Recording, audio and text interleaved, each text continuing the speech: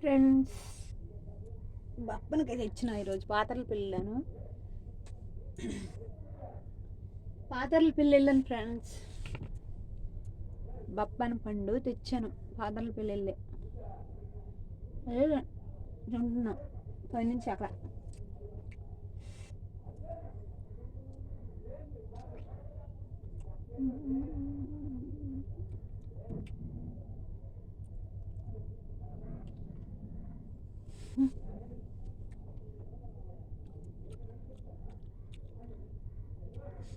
మనకి దేవుడు ఏ స్థాయిలో పెట్టాలి ఆ స్థాయిలో పెట్టాలి కదా.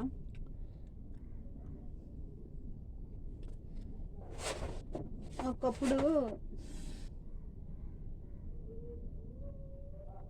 ఎవరు ఎక్కడ ఉండేవారు అక్కడ ఉండేవారు, కానీ వాళ్ళు ఎనయాన్ని బట్టి దేవుడు వాళ్ళు ఎక్కడ పెట్టాడు. కానీ వాళ్ళకున్న కానీ వాళ్ళ మంచితనం ఏంటో కదా చూడండి. వాళ్ళు ఉన్నవాళ్ళే, కానీ పేదరికం నుంచి ఉన్నవాళ్ళు అయినప్పుడు కూడా, భూముల ఆస్తులు ఉన్నవాళ్ళు అయినప్పుడు కూడా వాళ్ళు అనుభవించింది ఒకప్పుడు ఈ పురు కొంపల్లోనే పేదరికం అనుభవించారు. కానీ దేవుడు ఒక పొజిషన్ ఇచ్చారు. కానీ వాళ్ళ చుట్టూ డబ్బు, ధనము, మంచితనం అన్నీ కూడా, అసలు మంచితనంలో మార్పు ఇప్పుడు వరకు తగ్గలే. నిజంగా గ్రేట్ కదా. అది మంచి మనసు అంటే. బాధ్యతపూర్వకంగా ఉండడం, ఇది మన వాళ్ళు ఒకప్పుడు ఎలాగ ఉన్నారు, ఇలాగ అయిపోయారు, అంత మంచిగా ఉన్నతంగా ఆలోచించారు, మనకు అవకాశం ఇచ్చారని వాళ్ళ స్వేచ్ఛని మనం భంగం కలగగలుగుతాం. ఎవరెక్కడ ఉంటే బాగుంటుంది అక్కడే ఉండాలి. మంచిది.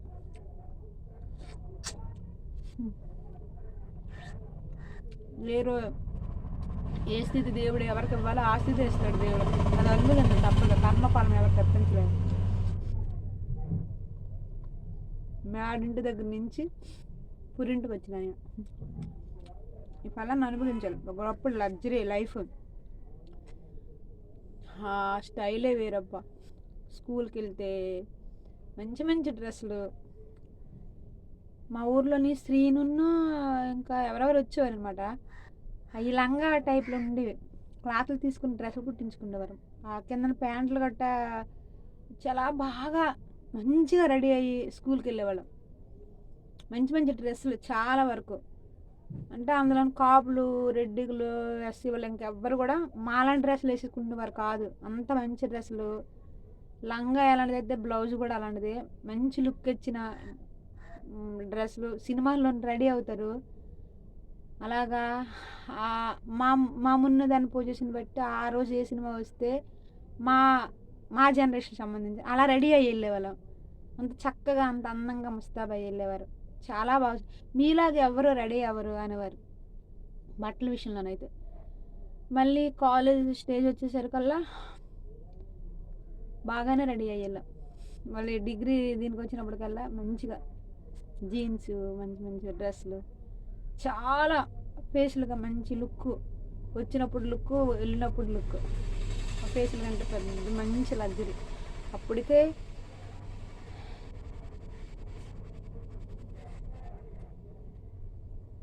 అన్నీ అనుకుంటే ఏ రోజు స్థితి ఎలా ఉంటుందో ఎవరో చెప్పలేరు కదా ఫ్రెండ్స్. మీరైనా చెప్పేస్తారా? చెప్పలేరు కదా.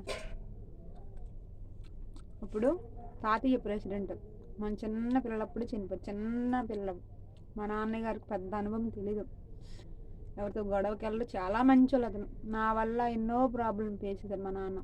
మా నాన్నగారు కూడా ప్రెసిడెంటే. మా తాతయ్య మా ముత్తాత రామయ్య గారు సంపాదించిన ఆస్తి బంగారాలు తూకాలతో తీసేవారంట. ఆయన రాజకీయం చేయలేదు, మా తాతగారు పుట్టి రాజకీయం చేశారు. ప్రెసిడెంట్గా 30 సంవత్సరాలు ప్రెసిడెంట్ అర్నం చేశారు. వాళ్ళ నాన్నగారు రామయ్య గారు సంపాదించిన ఆ బంగారం, ఆ డబ్బు అంతా ఇతను సంపాదించింది మొత్తం కలిపి రాజకీయాలకు పెట్టారు. ఎంతోమంది అనాథులను ఆదరించారు. ఈ 2 రోజులు మొత్తం కరువులు ఉండేటప్పుడు షేర్మీ నాయుడు దగ్గర అప్పు ఓడేసి పేద ప్రజలకి ఎంతోమందికి ఆకలి తీర్చారు.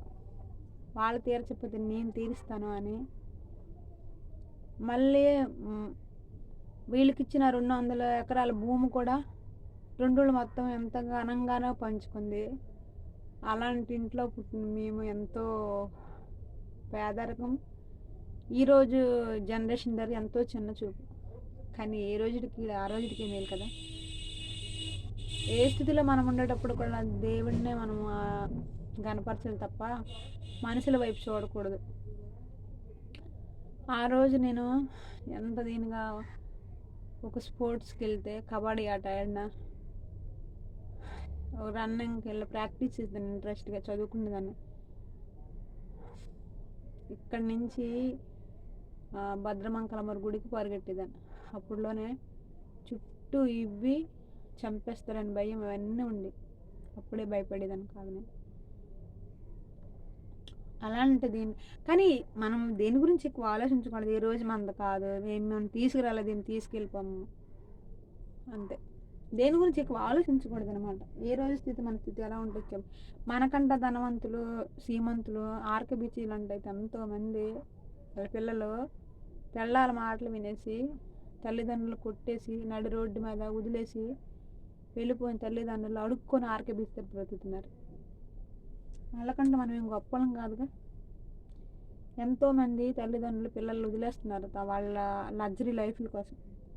పిల్లలు వచ్చేసి వ్యభిచారం కూడా చేస్తున్నారు బీచ్ దగ్గర. అయితే 4 అమ్మాయిలను చూసి నాకు చాలా బాధ అనిపించింది. నేనైతే ఈ టైం వాడు బుక్స్ అమ్ముకుంటున్నాను రోడ్ సైడ్, కానీ వాళ్ళైతే వ్యభిచారం చేస్తున్నారు. అంటే దేవుడా, నేను వాళ్ళకన్నా నన్ను ఎంత సేఫ్గా ఉంచాను అనుకున్నా.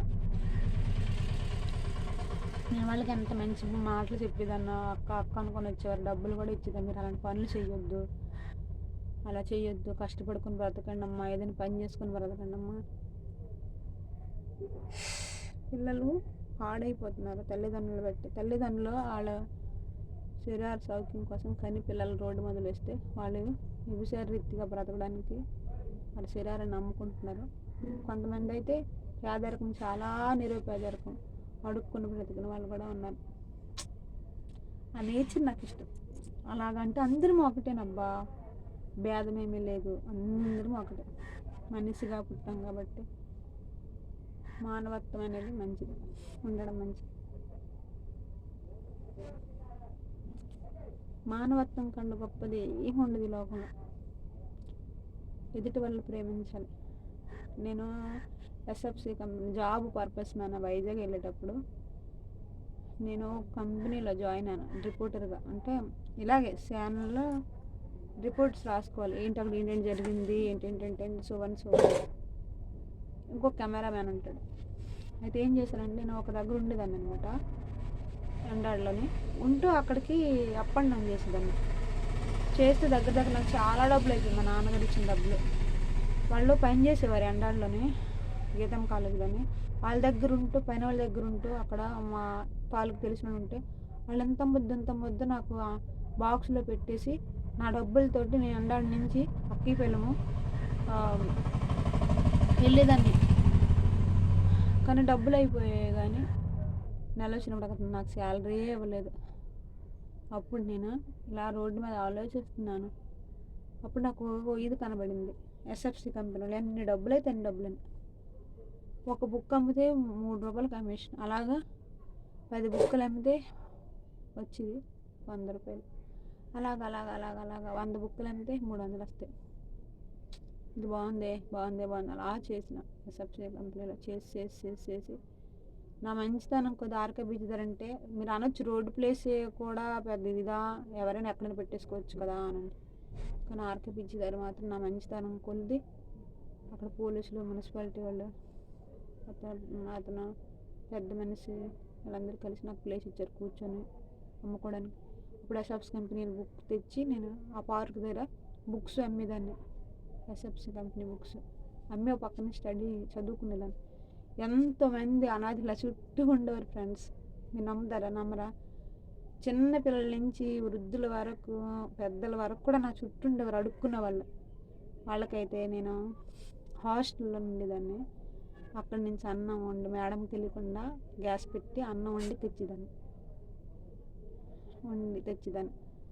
ఒకప్పుడు దగ్గర ఇంటి దగ్గర హౌస్ తీసుకుని ఉండేటప్పుడు కూడా అలాగే యాజిటివ్గా అన్నం వండి పెట్టి అందరికి పెట్టేదాన్ని. మంచి ఇది ఉండేది అనమాట. సేవా దృక్పథం అనేది చిన్నప్పటి నుంచి నాకు అది ఇష్టం. తాగుబోతులు అయితే దీని మీద నుంచి పెద్ద ఎత్తుగా ఉండేది అనమాట, నేను కింద ఉండేదాన్ని. ఆ రోడ్ సైడ్ ఇది నోవట్ల ఆపోజిట్లో ఉంటాయి కదా, దీంట్లో తాగేసి దాని మీద పడిపోయారు. వాళ్ళు తీసుకొచ్చేసి ఈ పెద్ద ఎవరైనా మగవాళ్ళకి బతిమలాడేసి పార్కులు వేసేసి వాళ్ళ బాటిల్ దగ్గర నాకు 4 గంటలకు వెళ్తాను డ్యూటీలోకి, వచ్చినప్పటికి 8 అయిపోద్ది, 8, 9 ఆదివారం అయితే. వాళ్ళ దగ్గర అక్కడ పార్కులో నెయ్యించేసి వాళ్ళ దగ్గర బాటిల్ నీరు పెట్టేదాన్ని. పాపం ఎవరైతే ఏముంది ఏమో ఏ రీతికి ఇలాగైపోయారు వాళ్ళకైతే ఎలా ఉండే తెలుసా, ఈ గుండెల మీద చేతుల మీద గట్ట పేర్లు గట్ట స్టాటస్ ఉంది వాళ్ళకి. మళ్ళీ చేతులు గట్ట ఇలాగ మరి ఆటోలో నారీలో మట్టేసివి కావాలా, చేతులల్లా బోర్డు అయిపోయేవి. ఎన్నెన్నో సివికి దెబ్బలు తగిలింటాయి వాళ్ళ లైఫ్లోనే. శరీరపరంగా మానసికంగా ఒత్తిడిగా వచ్చేవారు. నాకు చాలా బాధ అనిపించేది. పిచ్చోళ్ళు వచ్చినా సరే బాధ అనిపించింది నాకు అలా చూసి. కరిగిపోయాను. ఇలాంటి జీవితం ఎవరితో ఉండకూడదు దేవుడా, ఎందుకు ఇలాగా, ఎందుకు నీలా నీ కార్యము అనిపించింది. సర్లే, దేవుడి సృష్టి కదా, ఆయన ఇష్టం నడిచినాడు, ఎవరినైనా రెడీ చేస్తాడేమో అనిపించింది. స్టడీ అయిపోయింది, నేను ఇంకా అది ఆపేసిన. హైదరాబాద్కు స్టడీ పర్పస్ మీద వెళ్ళిన. ప్రయాణం అలా సాగింది. ఏది మనది కాదు కదా, దీని గురించి ఆలోచించాలి ఎక్కువ.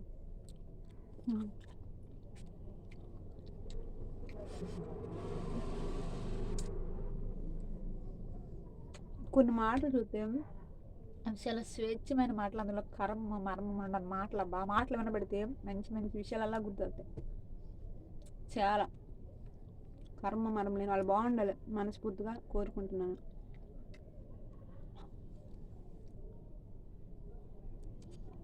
నాకు ఇక్కడ నాకు హ్యాపీగా ఉంటుంది, ఎందుకంటే నేను పుట్టిన నేల ఇది. ఎక్కడ కష్టపడుకున్నాను వెళ్ళా, ఎక్కడ కూలిపోయినకి వెళ్ళా, అన్ని చదువులు చదివినా, అంత మేడ మిద్దులు ఉన్నాం. ఎంతోమంది ఎక్కడెక్కడో రాలిపోతున్నారు. పుట్టని వాళ్ళది కాదు, గిట్టే ప్లేస్ కూడా ఆ ప్లేస్ అవ్వట్లేదు, ఎక్కడెక్కడో రాలిపోతున్నారు. కానీ నేను ఈ ఊర్లో పుట్టా, ఈ ఊర్లో పెరిగినా, ఈ ఊరికే చదువు పర్పస్ మీద, జాబ్ పర్పస్ మీద బయటికి వెళ్ళి మళ్ళీ మా ఊరికే చేరుకున్నా. ఇలాంటి దగ్గర చనిపోయినా పర్వాలేదు అనిపిస్తుంది అంతే. నేను ఇక్కడే పుట్టాను, ఈ ఊర్లోనే పుట్టి ఈ ఊర్లో పెరిగా.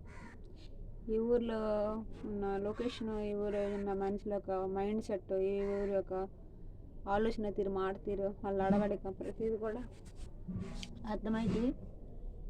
కొత్త ఏమి అనిపించింది నాకు, బాధ కూడా అనిపించదు, అర్థం చేసుకుంటా.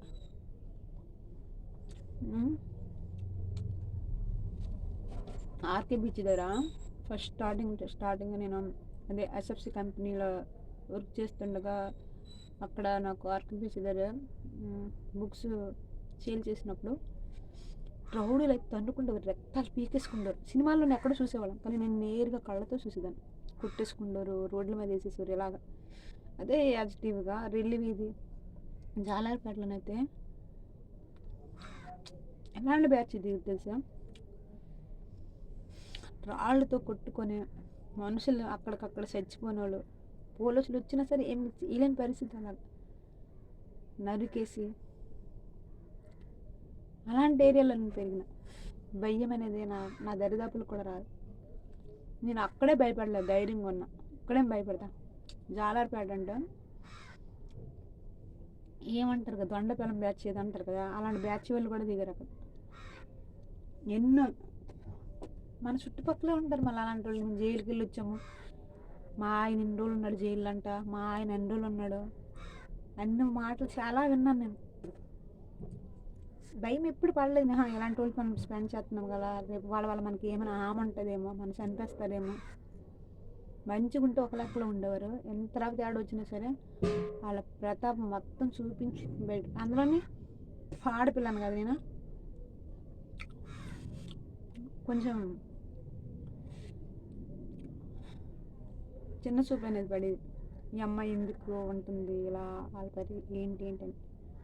అక్కడ హాస్టల్లో ఫుడ్ బాగుండక ఎవరైనా ఉండేవారు ఫ్రెండ్స్ వాళ్ళతో ఉంటే కొన్ని మాటల ఆరాలు గీరాలు తీసేవారు. అప్పుడు నేను అంతగా ఏం చేసేదాన్ని కాదు, పెట్టిన చేసుకునేదాన్ని కాదు. మళ్ళీ చుట్టూ రౌడీ బ్యాచ్ వాళ్ళు ఉండేవారు. ఆడవాళ్ళు అలాగ ఉంటారు, మగవాళ్ళు కూడా అలాగ ఉంటారు. భయం అనేది ఉండేది కాదు ఎప్పుడు. దరిదాపులు కూడా వచ్చేది కదా, పోతే పోతాం దానికే ఉందని అనిపించేది.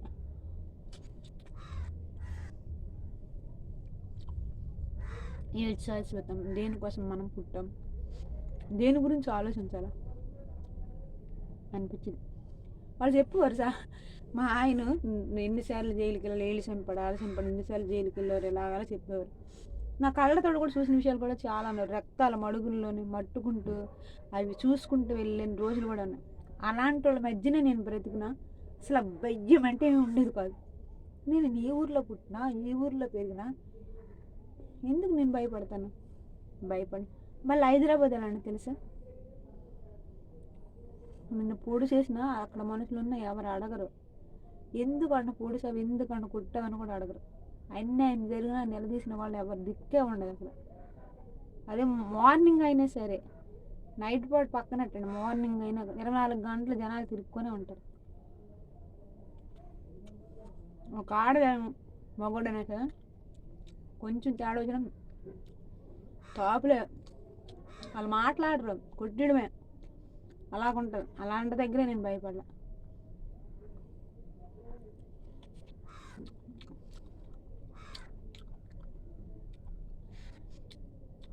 సినిమాలో చూద్దామా, సినిమాలో కంటా నాకు హైదరాబాద్ వైజాగ్ తెలుసు, నాకు ఇంక మళ్ళీ ఏమీ తెలియదు. అబ్బా దేశాలు ఎక్కడుంటే నాకు తెలియదు.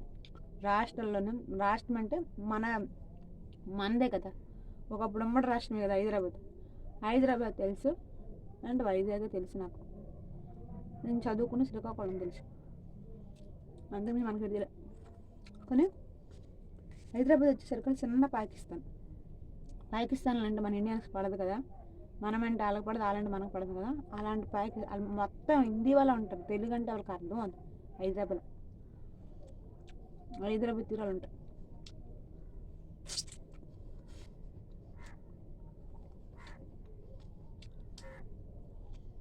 ఒక్కదాన్న భయపడేదాను కాదు. డ్యూటీ అంటే డ్యూటీకి వెళ్ళాను, డ్యూటీ చదివితే సినిమా ఫీల్డ్కి వెళ్ళేదాన్ని.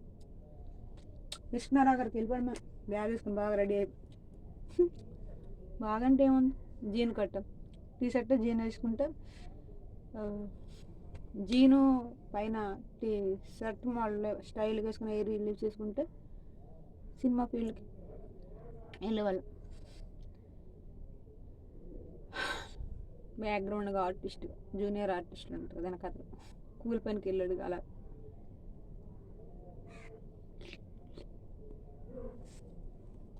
వెళ్ళినప్పుడు వచ్చినప్పుడు ఒక్కళ్ళం వెళ్ళాడు, ఒక్కళ్ళం వచ్చారు. ఎవరో అక్కడక్కడ కలిసి 24 గంటల 12 గంటలక 1 గంటక ఏ టైం అవుతుందో తెలియదు. ఆ టైం పడితే ఫుల్ తాగుబోతులు, పోలీసులు మమ్మల్ని ఎవరేమైనారో కాదు. ఆడలు కూడా ఫుల్ తాగుతారు. వైజాగ్లో నేను హైదరాబాద్ తాగితే మా తాగకపోతే ఏమి ఉండదు.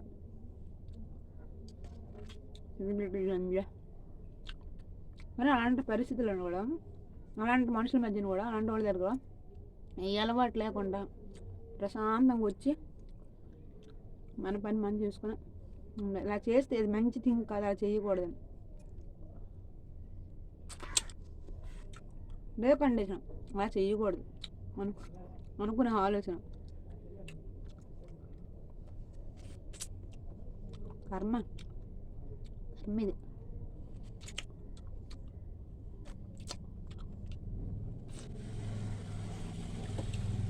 అమ్మ అయిపోయింది టోటల్.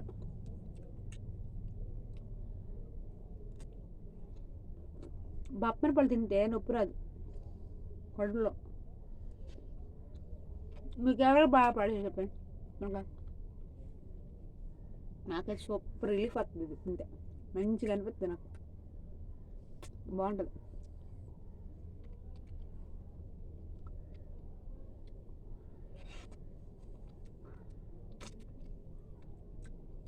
అంత బాగా అనిపిస్తుంది.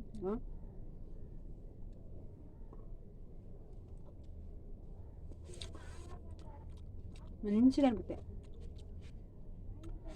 లోపల పోట్స్ అయితే చల్లబడతాయి, మంచిగా అనిపిస్తుంది నాకు.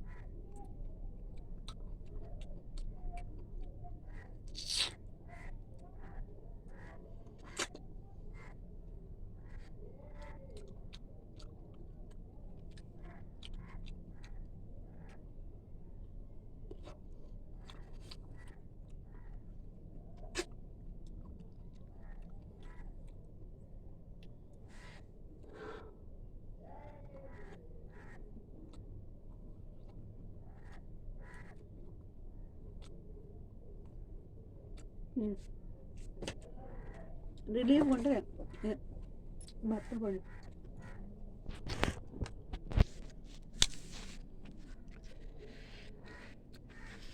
ఇప్పుడు లిస్ట్ అన్నా సరే, రేకులు కట్టుకోవడానికి కానీ సరే లిస్ట్ లేదన్నా 3,000 4,000 4 లక్షలు 3 లక్షలు ఉండదు.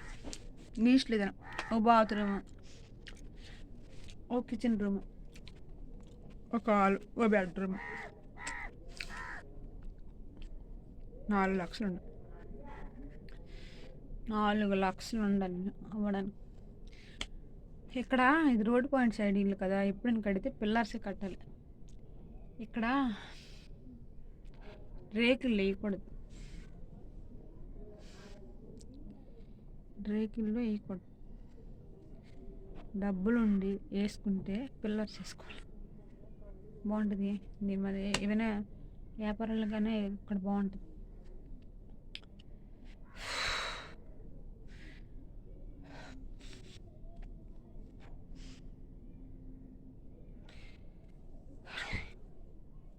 ముఖము తెల్ల లేకపోయినా పర్లేదు కానీ మచ్చలు లేకుండా ఉంటే బాగుంటుంది కదా.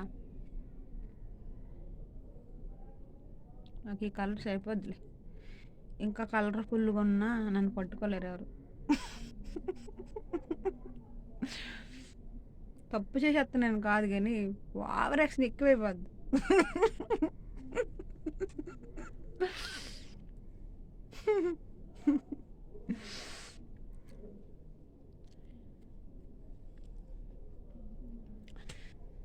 కలర్ది ఏముందిలేండి, క్యారెక్టర్ ఉండాలంటారు కొంతమంది. కలర్ది ఏముందిలేండి, మంచి గుణం ఉండాలంటారు కొంతమంది. కలర్ది ఏముందిలేండి, మంచి బుద్ధి ఉండాలి. ఏముందండి, మంచి బుద్ధి ఉన్న వాళ్ళకి, మంచి కలర్ ఉన్న వాళ్ళకి, మంచి జీవితం ఉన్న వాళ్ళకి, మంచి లైఫ్లో వాళ్ళ పిల్లలకి బాగుంటుంది. వాళ్ళు నాకు అదే ఆశ్చర్యం వేసేస్తుంది కొంతమందిని చూసి. అయ్యో వీళ్ళు ఎంత మంచి వాళ్ళే, కానీ వీళ్ళకి ఎందుకు జరగట్లేదు, వీళ్ళకి జరగకపోతే జరగకపోవాలి, పిల్లలకైనా బాగుండాలి కదా. విపరీతంగా వాళ్ళ హస్బెండ్లు ఫుల్ తాగుతారు. కనీసం పిల్లల లైఫ్ల గురించి కూడా కొంచెమైనా ఆలోచించరు. నాకు అందుకే బాగా అనిపిస్తుంది. వాళ్ళు మంచి, నాకు ఊహ తెలిసి కొన్ని ఒక్కళ్ళు నేను చూసుంటాను కదా, వాళ్ళు చిన్న వయసు వచ్చినప్పటికి మ్యారేజ్ చేసుకుని పిల్లలు కాసుకుని వాళ్ళ భర్తలు తాగుబోతులు అయితే ఆ పిల్లల్ని ఎంత అందంగా పెంచుకుంటారు ఆ పిల్లలు. కానీ ఆ పిల్లలకు కూడా దినం తీరదు లాస్ట్కి.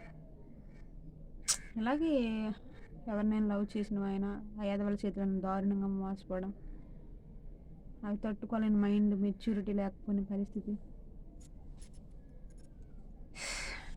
మా పరిస్థితి అంటే మా అమ్మ మమ్మల్ని 5 కాసింది. 5 కాసింది కాబట్టి అందరూ బాగుండిపోతే ఎలా ఉంటే చెప్పి ఎవరి జీవితం ఒకలాగా ఉండాలి కదా. అందుకని ఆ జీవితం ఎలా విడిచింది. కానీ మా నాన్నకి నేనంటే ప్రాణం ఇచ్చి, మా నాన్నకి నాకు మా నాన్న అంటే చాలా చాలా చాలా ఇష్టం. మా అక్క మంచిది, మా నాన్న లాంటిది. వాళ్ళకి ఏడు తెలుసా, మా అక్క మా నాన్నకి మనసులో ఏముండదు, ఏదైనా వెళ్ళంటే అనేస్తారు అంతే. కుళ్ళు కుట్రల మనసులో ఏదో పెట్టుకొని అబద్ధాలు మాట్లాడరు. అసలు వాళ్ళిద్దరూ ఎంత చక్కగా అంటే సత్యానికి కట్టుబడి ఉంటారు తెలుసా. మళ్ళీ అక్షరం మొక్క రానోళ్ళు. మనం సత్యంగా నడాలి, సత్యంగా ఉండాలి, అప్పుడే మనకు జరుగుబాటు అవుతుంది. ఒక మంచి ప్రిన్సిపల్ అబ్బా వాళ్ళవి. మిగతా క్యాండిడేట్ల వల్ల మామూలు క్యాండిడేట్లు, జడ్డు క్యాండిడేట్లు, ఎర్ర క్యాండిడేట్లు. మహా తెలివైంది అవుతుంది మా సిస్టర్.